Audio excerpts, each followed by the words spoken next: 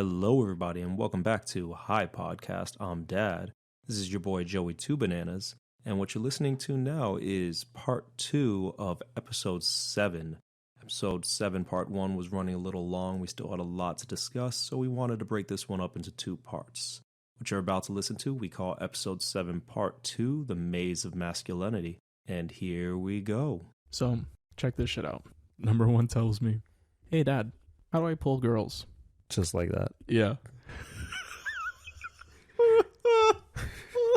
Did you approach him like a modern man and say, women are not things to be pulled? No, of course not.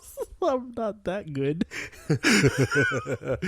But I did kind of lean into more modern sort of conversations a little after. At first, I was fucking floored. Like, I didn't know what to do. I was flabbergasted. The kid comes to me, like, we're just, I don't know, sitting around doing regular shit. At first, he's talking to me about, I don't know, Digimon and like just some random digital shit. monsters. Digimon are the champions. What the fuck? It was a good show. Sorry. Anyway, we're just like having a good time talking about random little kid shit, right? You know, just whatever. You're a little kid, bro.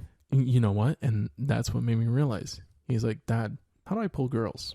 Like right after being like, "Hey, Agumon digivolves into Greymon, right?" I'm like, yeah, everybody knows that shit. Unless you treat him badly, then he digivolves into Skull Greymon.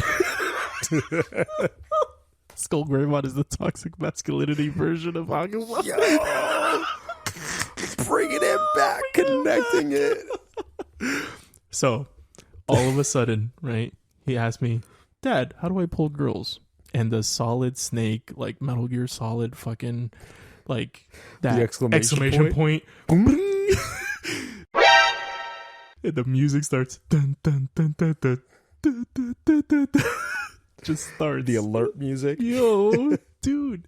Because I have no idea how to handle this. Bro, I'm telling you, time slowed down. Damn. And I remember, like, the whole scenery. I'm staring at this kid, messing with a Rubik's Cube, offhandedly asking one of life's most important questions to a young man, just leaning on my bed, and I'm working. I don't have an office because I got too many damn kids. They take up too many rooms. I Stop having sex. I refuse. I work in a corner. Toxic masculinity. I work in a corner of my room. Damn, the bro. master bedroom. I know it fucking So sucks. he asked you while you were working. I was working, and he's leaning on my bed, just hanging out. "Hey, Dad, blah, blah, blah, blah. By the way, how do I pull girls?" All of a sudden, he's asking me a major-ass question. And I didn't want to ignore it, and I didn't want to say, "Hey, let's talk about it later," because you could tell it's one of those, like... It was on his mind. Yeah, it's one of those real nuggets of, I'm really interested in this, in a cloud of, like, just regular conversation. He hit you with one of the, like, major parent conversations out of nowhere. Yeah, so I'm, like, putting some report together, some bullshit, and I had to stop, and I turned around. I said, "Okay, sit up. Let's talk about this." Yeah. So he sits up on the bed. He looks at me. He goes, "Because, you know, my friend, this kid, Lil Jit, says that..." Don't call a kid a little jit. Lil Jit A. Goes, "Because if I want to pull girls, then I should really dye my hair and fail all my classes." No. And do this and do that so that girls will like me. But then Lil Jit number 1 says that I should really just... Bro, did you just say A and number 1 because you didn't want to rank them? Well, because they're both on the same level of little jitness, because they're giving my son such bad advice. Okay. I'm here for it. Go for it. Go for it, Pops. Tells me that I should really just get into more fights and show how manly I am and be the top dog in the class. I would go with Little Jit 1's advice. Listen, Little Jit 1 and Little Jit 8's advice are fucking garbage, and you know it. But Little Jit 1's advice matches up with what we were told. Listen, I know, but I have a hottie wife. You have a hottie wife. Were you either listening to Little Jit A or listening to Little Jit 1? Neither. I told Exactly. You know how I got my wife? Hmm. Doing the least masculine thing ever. Cooking for her, right? No. Talking about partying at a gay club. We were at a gay guy's party. I was like, yeah, bro, remember when you said straight guys should go to gay clubs? I went to a gay club with my gay coworker. And yo, they had the best drink specials and the best music. And she was like, a man who's willing to say he went to a gay club, let me listen to him. They usually do. Yeah, they usually do have the best specials. And but that shit was not masculine. I love partying at gay clubs, though. Well, you love that for different reasons. Fuck you. Either way, Little Jit A and Little Jit 1's advice, absolute garbage, right? The exact kind of toxic masculinity advice you would expect to go around in a group of 10-year-old kids. There's that word expect again. Yeah, for sure. Yep. Yeah. So I'm sitting there, fucking alert music from Metal Gear Solid going through my head.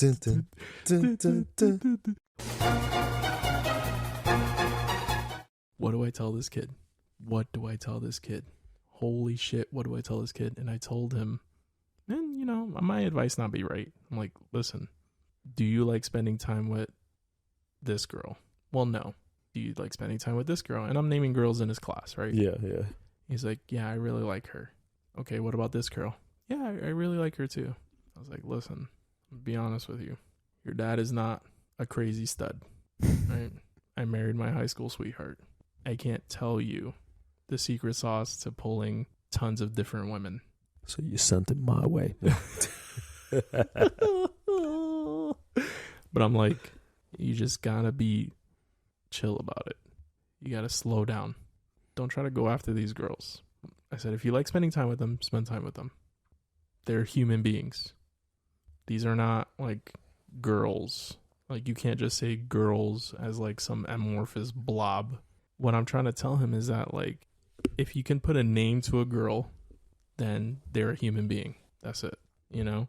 And it's like... Did you point out that his sisters are girls? Yeah, I did. Yeah, I told him, like, you do realize you have 2 younger sisters that are girls too, right? And he sat there and, you know, it's weird. He actually had to think about it. And the realization came to his face. He's like, yeah, I do. And I said, do you want some little boy thinking of your sister as a girl to pull? And he sat there and there was a look of confusion on his face. He said, not really. No. You know, number 2 is my sister. She's just number 2. And it was like a foreign concept to him. Yeah. I'm like, you got to realize that all these girls that you're trying to get at are human beings. Yep. First and foremost, they're human beings. And, like, you know, like, your dad's not a lady killer. I told him that straight up. Not a lady killer. Like, regardless of what you think, I'm not. And I don't claim to be. I don't care to be. I'm a funny guy. I'm a funny, big, strong guy. That's it. And I told him straight up like that. You know?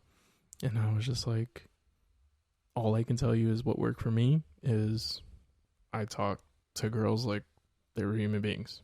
I treated them almost like, what got me over my fear of women was treating them like other guys. Yeah. Just being people, yeah. You know, and having a good time. That's it. So I'm going to do a quick cut in and come back. Mm-hmm. That is, I think, what's been lost. I feel like society for a minute was getting to that point where we should be like, men and women need to treat each other as if another man or another woman. But shit got so mixed up now, and not to shit on anybody's, you know, idols or anything like that, but you got guys like Andrew Tate now, right? Who part of what they preach sounds good, like men should take care of themselves, men should work out and stuff like that. But then they'll say shit where they're just talking about women like they're fucking pieces of meat, and that women are what's holding men down and stuff like that. And it's like, no, because men aren't holding women down, and women and men aren't holding women down. It's our own expectations in our heads holding ourselves down, right? And so you say this shit, and it creates this twisted conception about how men and women should react. When, like what you told your boy, do you want someone treating your sister that way? Right. Like, it's weird because people are mixing up those concepts, and then they're ending up with these totally wrong ideas of fuck women, get on your Sigma grind set, right? Like, so I don't agree with Andrew Tate. I'll throw that out there right now. Right. I got 2 daughters. Yeah. You know, I'm not about that shit. But I will say there's a part of what he says that you really do have to lie to yourself and tell yourself so that you're able to do things and have confidence to do the things that you feel like you cannot do if you take other people's people's feelings into consideration. I'll give an example. When I was starting out in my career, I had to lie to myself and tell myself that everybody else was beneath me, that I was better than them. I was smarter than them. I was stronger than them. I was more good looking than them. And I was just a better person than them in total. And I knew it was a lie. I knew it. But I had to tell myself that to give me the confidence in order to stand in the same room as some of the people I was working with. Should have went into law. Be a lawyer. All that fucking lying. Well, but here's the thing, right? You've even mentioned it before. Yeah. I fell ass backwards into my career. Yeah. I legitimately did not deserve to be in some of the positions I was in. You fell ass backwards, but then built No. hard into where you're at now. Exactly. And I'm not saying anything bad about what you're saying or what you said in the past. No, I'm not saying that. No. Because it was true. Yeah. Even my manager who gave me my first shot told me, listen, you're not qualified for this job. You're not qualified for this job. I shouldn't be giving you this job. Yeah. She underpaid me about half of what I should have gotten. Damn. When I first started out. And I knew it because she was looking for somebody to fill a role. And I was desperate. You know, I ran with it. I took it and I went forward with it. But like, I had to lie and tell myself everybody else was a piece of shit. And, you know, I feel like that kind of toxicness helps build confidence. But you have to be able to see. But see, I think that's where we get into the mix up, right? Again, of that's not toxic masculinity. That is the personality equivalent of sprucing up your resume, right? Yeah. That's not toxic, but we tie that idea to toxic masculinity and it gets weird. And then that's how you end up with people buying into this Andrew Tate stuff, which I agree with you. Like, he says some good stuff, but at the same time, I'm a father of 2 daughters. Yeah.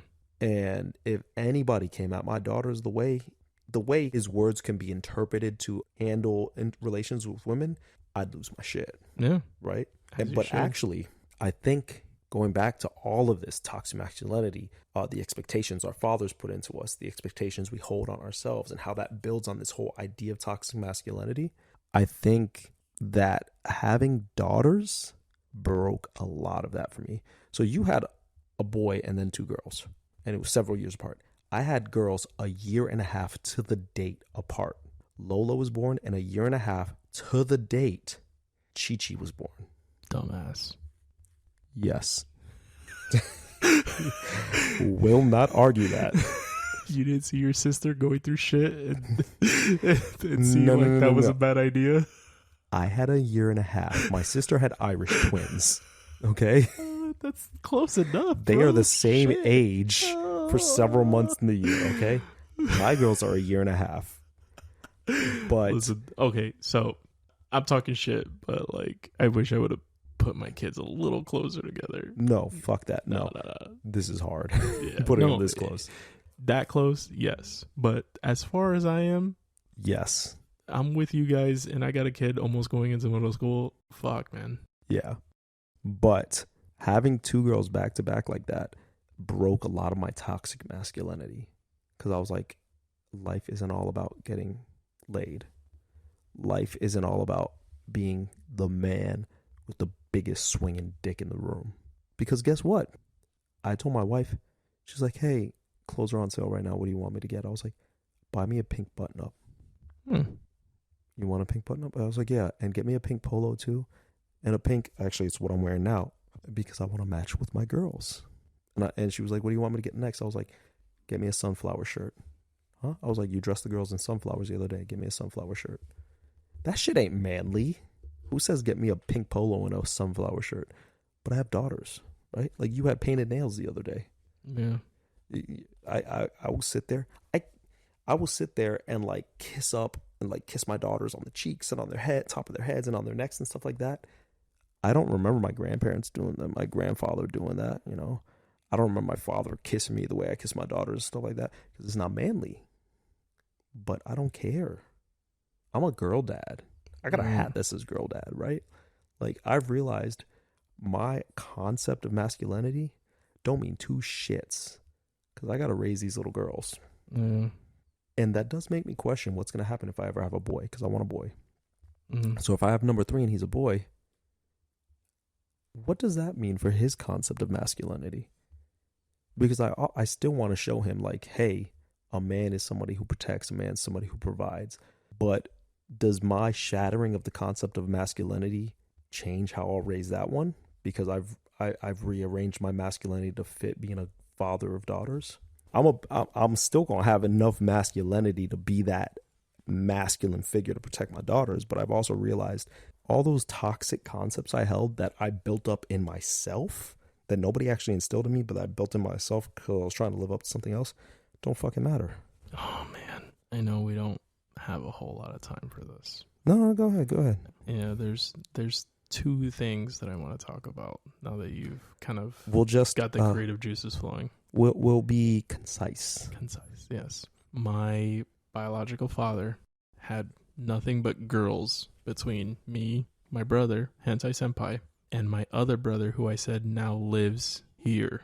So me and my brother, Hentai Senpai, were born, right? We were the first 2 boys.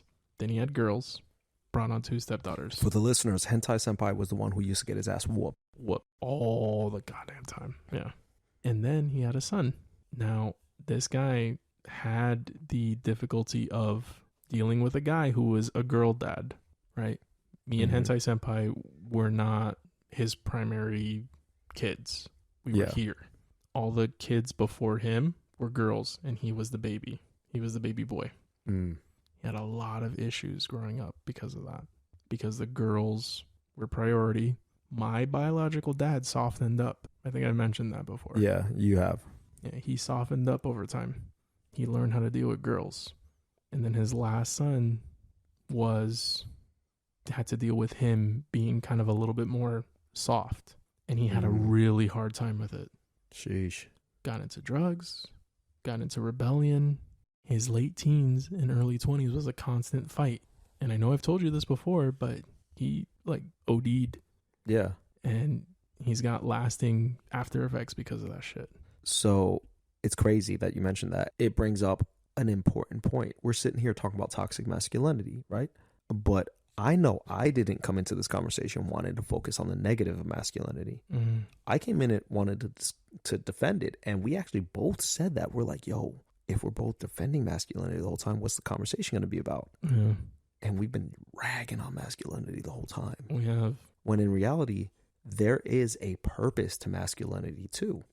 And by not having it or letting it fall to the wayside, you end up in a situation where, like what happened with your brother, you lose a little bit of guidance. Yeah. And not to say that a woman can't raise a boy or anything like that, because that's not true. But it's harder because that masculinity serves a purpose, right? It helps tame what we become with that testosterone that floods us, because testosterone's a hell of a fucking drug, bro. It's kind of nuts.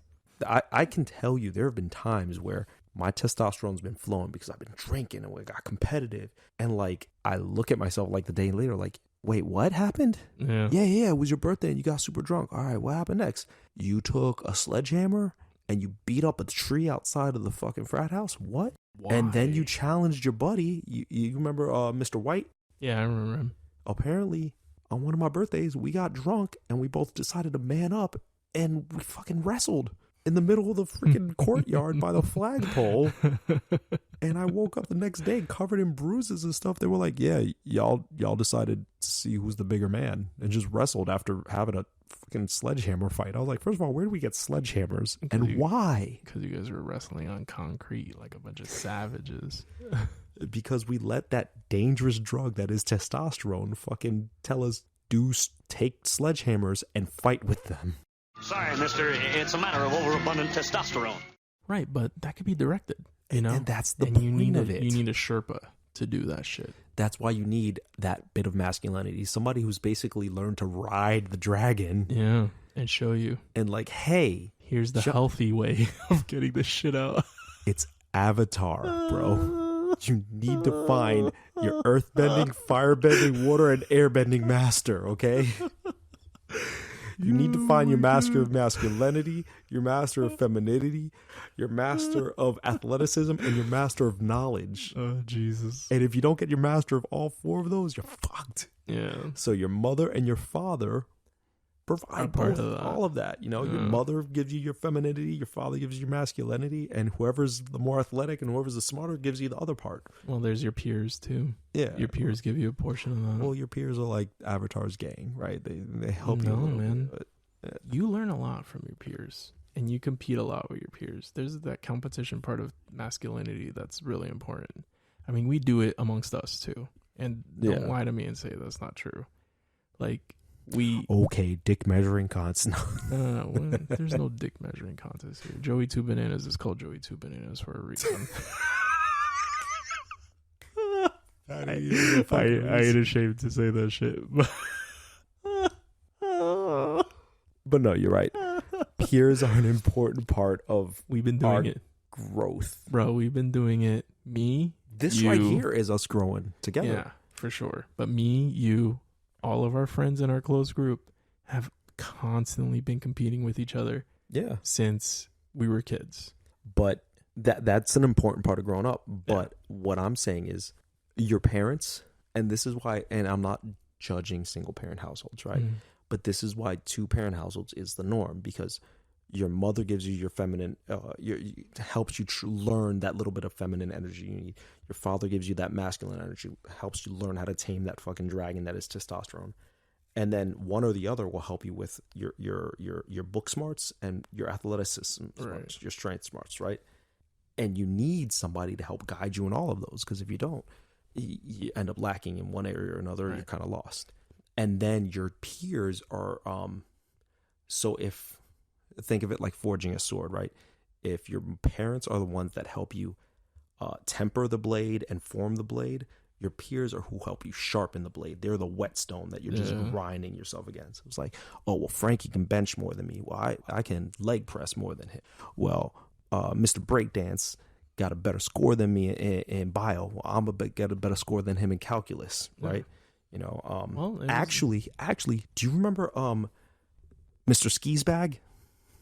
Mr. Skis Bag? We used to go to the teen club with him. Owes me money. Yeah. I'm gonna call him Mr. Skis Bag.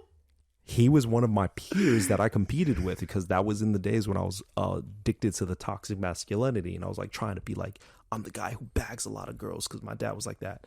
Mr. Skis Bag was like the master of bagging girls. Yeah. Like everything to him was like getting girls. Yeah. And so I was chasing after him, and y'all like, yo, you don't want to chase after him. Don't chase after him. He's horrible. It's the worst. Yeah. And it was one day where we were at a house party, and he straight up did something where I was like, dude, that's bad. Why? Why are you doing it that way? And he was like, because that's how you get the girl. I was like, it's like, oh, I need to reevaluate my concept of masculinity. I'm chasing after a homeboy, and he's skis bagging it up. Yeah, he was pretty bad. Yeah, like that literally made me stop and be like, all right, I was sharpening my blade against homeboy and like trying to match him, competing with him. Come to realize he's a horrible person. Yeah, and and as we were kind of developing and growing out of that phase, I remember I had asked about him through a mutual friend. I was like, oh, what's he into now? What's going on? Like, how's he doing? Had daughters, didn't he? Didn't even have kids. Really? Sitting at home, playing video games, smoking a lot of weed, wasting a lot of time. Shit. No plans, hanging at home with his parents, because it's like he just had no drive. See? Yeah. And we were measuring up to him. Yeah. I was, after all of y'all quit and were like, yo, that's a bad guy, I was still chasing after him because I had such a toxic masculinity chip on my shoulder. Instead of taking the true masculinity route of realizing like that's not what it means to be a man, I was following like those false expectations, that false set of expectations that he lived up to in my mind, right? and it ended up being the wrong fucking route. But sometimes it's okay to have a bad example. Well, yeah, because that's how you learn. Yeah, I like to think that sometimes having that bad example helps out. Yeah, because you get the good examples, you get a good mix of bad examples.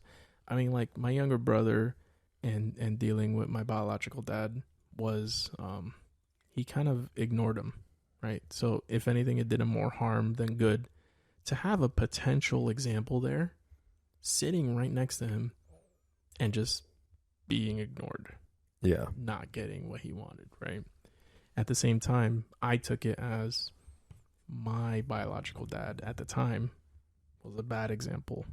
Yeah. I did not like what in my head was how he acted in the past. So I'm not going to do that. It took a little bit of learning, and it took a little bit of disassociation, right? Use it more as a learning tool instead of as a guideline for what you absolutely need to do. But it helped me, and it helps with my kids now. But that's the trick. That's the hard part. Learning how to dissociate and be like, yeah. So going all the way back to what I was saying, it's not that these our parents or the men in our lives are teaching us saying, hey, you have to be a dog. You have to be this. You have to be that. It's this set of expectations that we're drawing from their behavior and what they tell. Because no father's going to be like, yeah, I never bagged girls back in the day. Our generation is being more honest like you were with your son. Yeah. But my dad told me he banged every girl. He probably didn't, right? They wouldn't tell us that back in the day. So then we take from their stories and draw these expectations and then hold ourselves to them. It takes that step of us realizing it and dissociating, like you said, breaking that and saying, I'm not going to have to live up to this expectation because is it even a real expectation? Right. It takes that step, and that's a hard step to take. So how do we raise our daughters and sons in a way where we can keep being masculine? Because I enjoy being masculine. I enjoy it too. I love the I'm competition. proud to be a man. Yeah, I love the competition. I love fighting. I love like the typical masculine stuff. I enjoy that shit. I love being things. able to stand up to be. Yeah.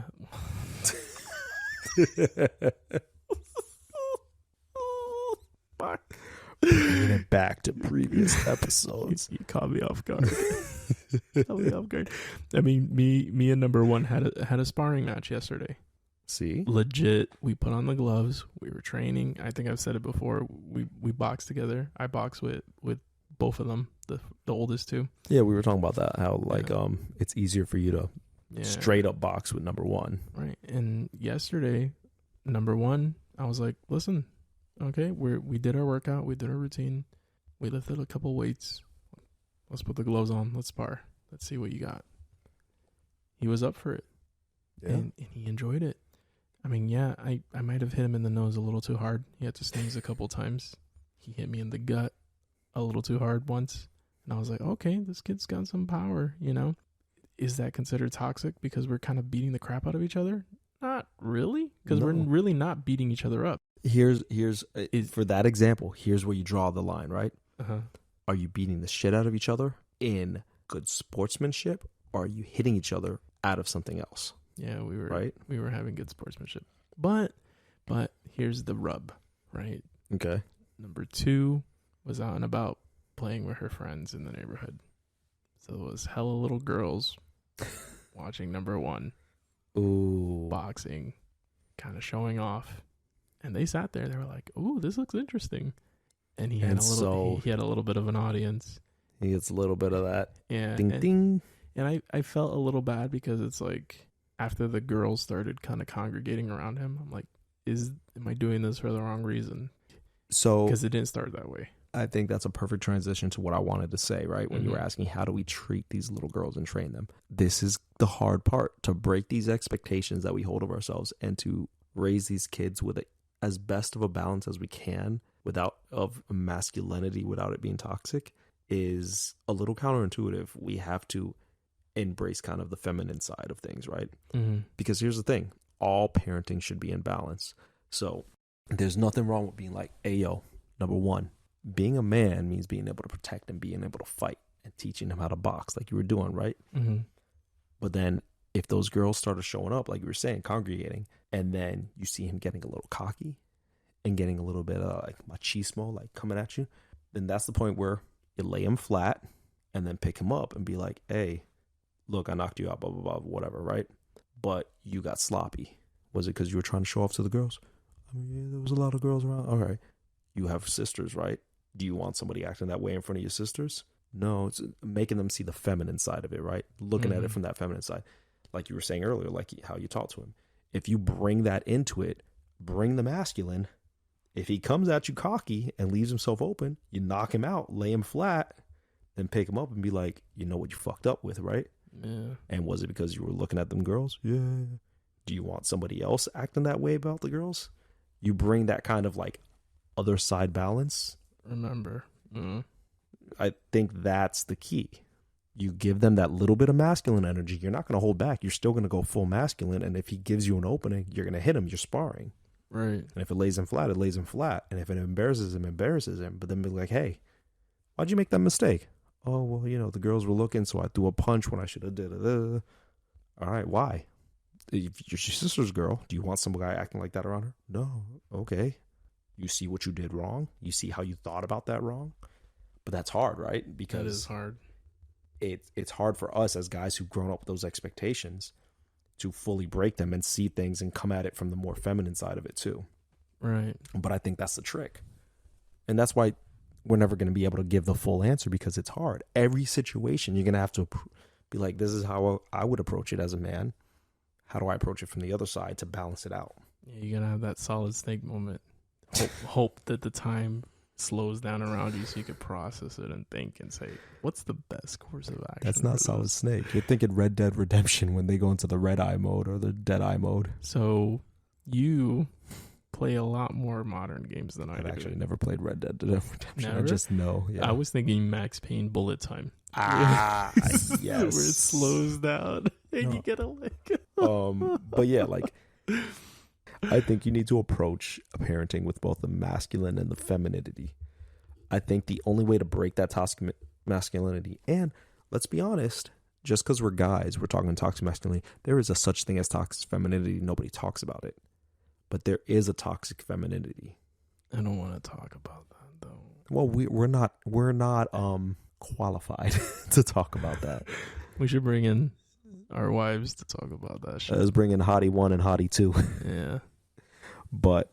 Or Hottie 1 and Hottie A. Hottie 1 and Hottie A. Yeah, no one gets top billing here. Hottie Alpha and Hottie Uno. But our wives are hot. That's all I'm trying to say. Yeah, I don't know how we bagged them. Yeah, seriously though. See, toxic, No. bagged. Yeah, we bagged them though, but we did though. No, that's toxic saying bagged them. How did we convince them to enter into a joint? Fuck yeah, I grew up one way. I'm still gonna say bagged. No, yeah, I'm gonna say bagged too. I even tell my kids, I don't know how I bagged your mom. And you know what? Maybe foot rubs and cooking. No, but maybe that's why my son comes up to me and says, "How do I pull girls?" That's exactly because why. It's like, and you know what? I think like, my daughter sees that little bit of aggressiveness I have, like in regards to like her mom. Not aggressive, like aggressive, like I hug her, I grab her butt, I put my arm around her. Because my daughter be going up to little boys and putting her arm around them and pulling them in and kissing them, and I'm like, "Yo, Lola, yeah, got him." I'll be honest, my kids have gotten in trouble for being handsy, and I am extra handsy with wifey. Duh. I'm hella handsy. You mean the man who I walked in on giving a tongue bath to a slice of cheesecake is handsy with his wife?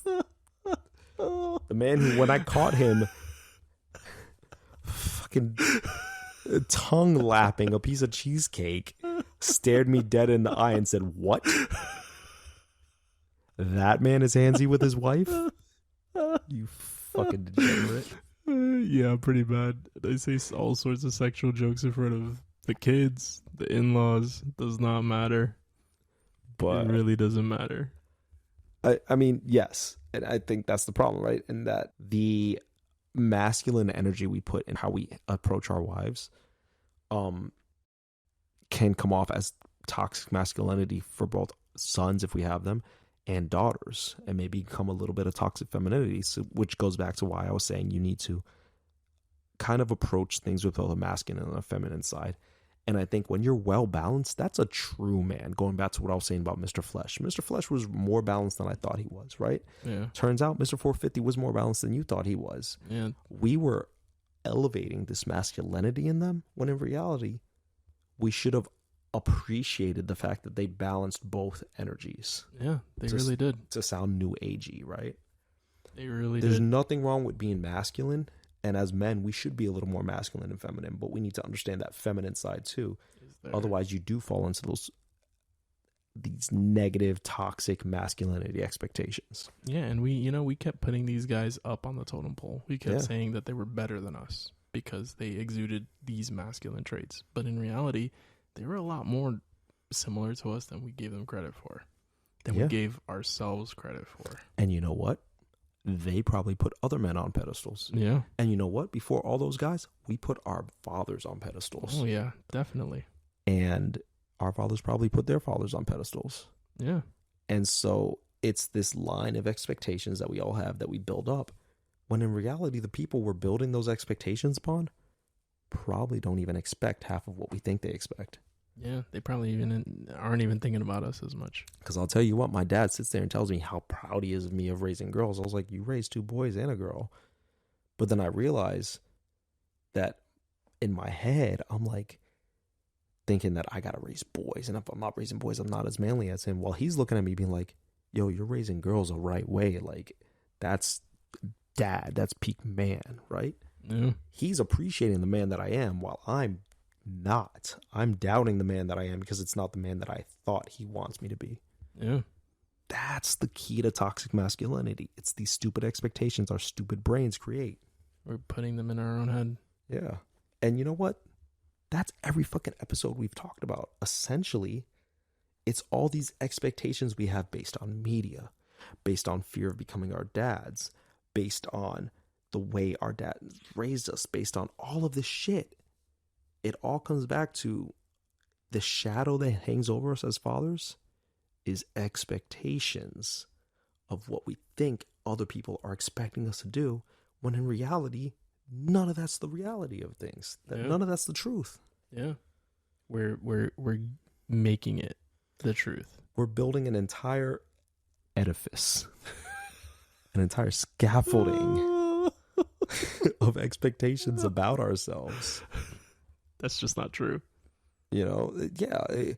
And then we're building it on a foundation of sand, of lies, of misbegotten concepts that everybody before us didn't even believe in. Yeah. And so what happens when you build on a weak foundation? It all falls crumbles. to shit. Yeah. And you think about it, it's like you go 2 generations back, their priorities were so much different than ours.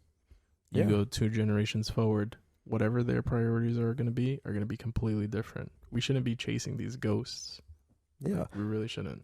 The masculinity that we've been treasuring for generations comes from hunter-gatherers who had to be as masculine as they were, because if they didn't kill the cave bear killed them. Yeah. And then everybody would starve and die. We've been chasing that for generations, when now we're living in a generation where essentially, if you lost your job, I lost my job, our wives lost our jobs, our kids would still get fed because we'd end up on government assistance or something like that, right? Like, get help from the parents, get help from the in-laws. There's something. There's a total difference in what it means to be a man and what it means to provide now than it was back then. But we're still stuck in this. We're still holding expectations of a hunter-gatherer almost lifestyle, right? Yeah. I need to go slay that bear. My family's going to starve otherwise. But they're not. They're really not. But it's not like anybody told us that. My father never said, hey, you got to go kill something to fucking feed your family.